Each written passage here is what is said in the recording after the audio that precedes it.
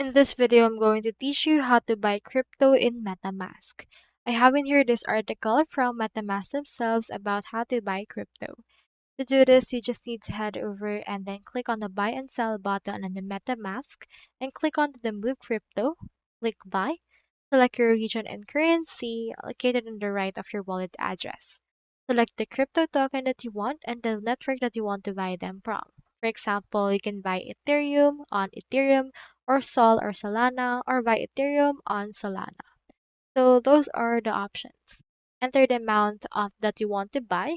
For example, you can buy around $100 of them.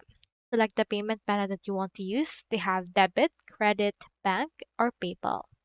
Select the best real-time code from MetaMask native on-ramps, and if you choose a third-party provider, you'll be securely redirected to the provider's website.